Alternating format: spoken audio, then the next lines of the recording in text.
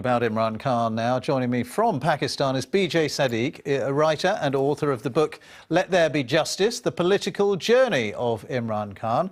Thank you for being with us. Well, it's been quite a political journey, hasn't it? From Playboy, as we were hearing, and international cricket star, cricket legend, really, to potential Prime Minister. How's he done it?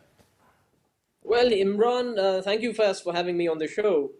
Imran has been a hot topic for press globally because of his cricket and his social activism, primarily because of his cricket. He made his Test debut back in 1971 in Birmingham against England, and what an awful debut it was, because his bowling was so erratic. His full tosses soared over the head of the wicketkeeper and crashed into the boundary. He was soon chucked out of the side, and he went to Oxford to read for a degree in PPE, which is Politics, Philosophy and Economics. And it was at Oxford where he revived himself, his game as a cricketer, and then returned with a bang in 1971. And from that position, he rose to become one of cricket's greatest all-rounders, second only to Sir Garfield Sobers from West Indies.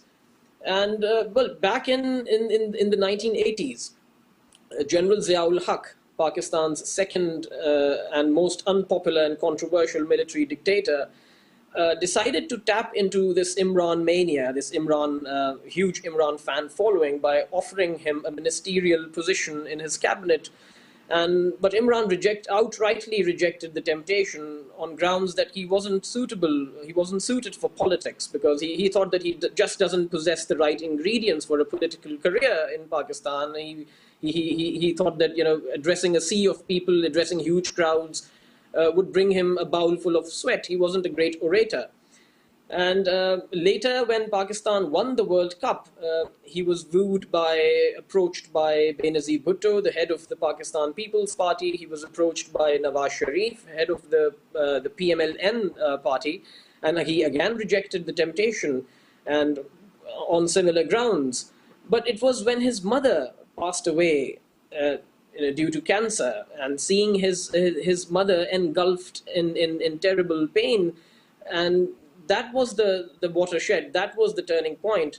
And he then resolved to establish a cancer hospital in a country like Pakistan, in an economically backward country like Pakistan, a hospital where free treatment was promised for the poor. And that was the breakthrough, and he was able to genuinely connect with the people. So that was the breakthrough. And but what about now? I mean, what do you think? What kind of Prime Minister will he be? There are people saying he's too close to the army, he's a creature of the army, he's too close to hardliners. Well, I reject these allegations simply on grounds that, well, we need to understand the country historically. We need to take a step back and understand the country and the army. Agreed that the army has played a very important role in the history of Pakistan's politics. Initially, it was the most organized institution of the country. But, the Zulfikar Ali Bhutto was himself, he was before politics, he was nothing. He was not an important commodity. It was the army who honed him, manufactured him. Later on, he became very popular because he was a great speaker. Even Nawaz Sharif was, before politics, came from a moneyed industrialist family. He was manufactured, honed by the army, and his popularity gradually rose. Then came Musharraf. Chaudhry Shujaat Hussain again was manufactured by the army. He came from a landed aristocratic family.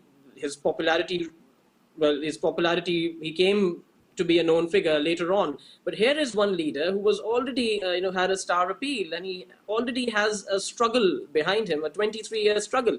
And, why didn't the army support him before? Why now, after 23 years? Back in 1995, when he was considering to enter into politics, Imran was in talks with ISI frontman General Hamid Gul, the ISI being Pakistan's most powerful intelligence agency, known for its conspicuous reach.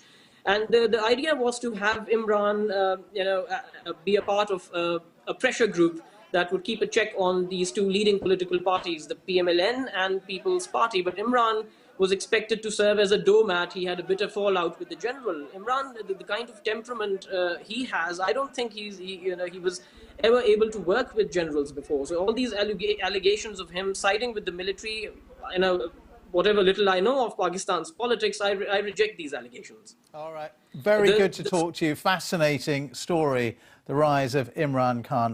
BJ Sadiq, writer and author of a book about Imran Khan. Thank you so much for joining us from Islamabad. Thank you. Thank you. All right, we're going to